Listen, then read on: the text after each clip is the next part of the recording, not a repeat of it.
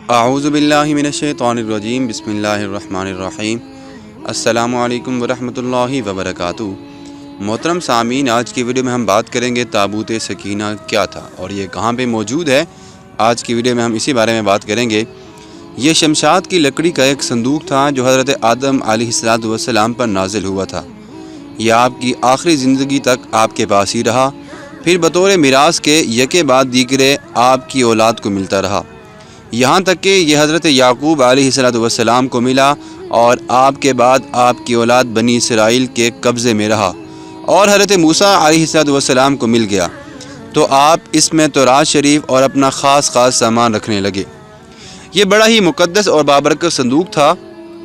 بنی اسرائیل جب کفار سے جب اس کے ظلم پر وہ بہت زیادہ تنگ آ گئے تھے، بنی اسرائیل جب کفار کے لشکروں کی کثرت اور ان کی شان و شوکت دیکھتے تو بہت سہم جاتے اور ان کے سینوں میں دل دھڑکنے لگتے، تو وہ اس صندوق کو اپنے آگے رکھ لیتے تھے۔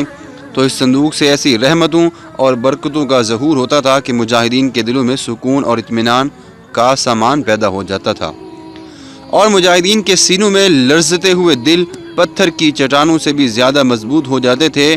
اور جس قدر صندوق آگے بڑھتا تھا، آسمان سے اللہ نے فرمایا نصر من اللہ وفتح قریب کی بشرت عظمیٰ نازل ہوا کرتی تھی، اور فتح مبین کی خوشخبری بھی ان لوگوں کو سنائی جاتی تھی۔ جب بھی بنی اسرائیل میں کوئی اختلاف پیدا ہوتا تو لوگ اسی صندوق سے فیصلہ کرتے تھے، اور اس صندوق سے فیصلہ کی آواز فتح کی بشارت سنی جاتی تھی۔ بنی اسرائیل اس صندوق کو اپنے آگے رکھ کر اس کو وسیلہ بنا کر دعائیں مانگتے تھے، اور ان کی دعائیں مقبول بھی ہوتی تھیں، اور ان کی تمام قسم کی بلائیں اور مصیبتیں وہ ساری کی ساری ٹل جایا کرتی تھیں۔ الغرض یہ صندوق بنی اسرائیل کے لیے تابوت سکینہ اور برکت و رحمت کا خزانہ تھا، اور نصرت خداوندی کے نزول کا نہایت مقدس اور بہترین ذریعہ بھی تھا۔ مگر جب بنی اسرائیل طرح طرح کے گناہوں میں ملوث ہو گئے اور ان لوگوں میں معاصی اور طغیان اور سرکشی اور عصیان کا دورہ ہو گیا، تو ان کی بدعمالیوں کی وجہ سے، ان کی بدعمالیوں کی نحوست کی وجہ سے ان پر خدا کا غضب ہو گیا، اور قوم عمالقہ کے کفار نے ایک لشکر جرار کے ساتھ ان لوگوں پر حملہ کر دیا، اور ان کافروں نے بنی اسرائیل کا قتل عام کر کے ان کی بستیوں کو سخت سے سخت نقصان پہنچایا، اور ان کے تمام وہ مکانات کو، مندروں کو، سب کو مسمار کر دیا۔ یہ ان کو اس وجہ سے ہوا تھا کہ انہوں نے اللہ تعالیٰ کی نافرمانی کی تھی، اس لیے اللہ تعالیٰ نے ان کو بطور عذاب یہ دیا تھا۔ ان لوگوں نے عمارتوں کو توڑ پھوڑ کر سارے شہر کو تہس نہس کر ڈالا، اور اس تبرک صندوق کو بھی وہ اٹھا کر لے گئے، اور اس مقدس تبرک کو نجاستوں کے کوڑے خانے میں انہوں نے استغفر اللہ نعوذ باللہ پھینک دیا۔ لیکن اب بھی یہ ہوا کہ اس بے ادبی کا قوم عمالقہ پر وہاں یہ اثر پڑا کہ یہ لوگ طرح طرح کی بیماریوں میں اور بلاؤں میں ہجوم میں جھنجھوڑ دیے گئے۔ چنانچہ قوم عمالقہ کے 5 شہر بالکل برباد اور ویران کر دیے گئے، یہاں تک کہ ان کافروں کو یقین ہو گیا کہ یہ صندوق کوئی عام صندوق نہیں ہے، بلکہ یہ اللہ کی رحمت والا صندوق ہے، اور اس کو مسمار کرنے کی وجہ سے ہم پر عذاب آیا ہے، ورنہ ایسا کبھی بھی نہ ہوتا۔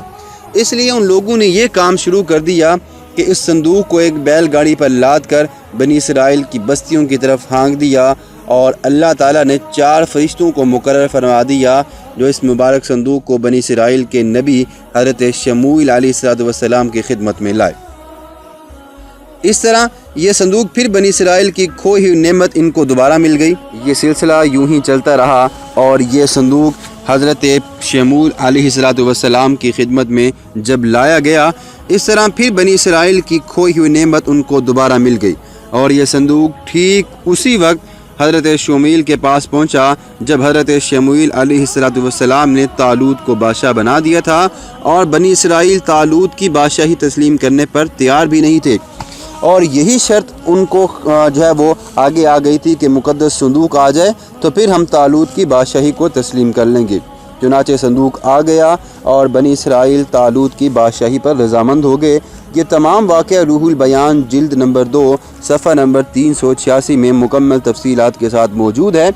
अब हम ये भी बात कर लेते हैं ताबूत सकीना में था क्या असल में। इस ताबूत में अगर हम बात करते हैं जो कि रहमत और मुक़द्दस वाला था, इस संदूक की वजह से बड़ी बड़ी बलाएँ अज़ाबात टल गए थे। तो इस संदूक में बज़ाहिर मौजूद क्या था?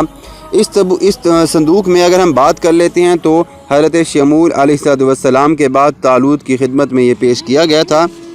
इस मुक़द्दस संदूक में हज़रत मूसा अलैहिस्सलाम का असा और उनकी मुक़द्दस जूतियाँ और हज़रत हारून अलैहिस्सलाम का मामा हज़रत सुलेमान अलैहिस्सलाम की अंगूठी, तौरात की तख्तियों के चंद टुकड़े, कुछ मन्नो सलवा, इसके अलावा तमाम अंबिया कराम की सूरतों के हुलिये वग़ैरह सब सामान मौजूद थे।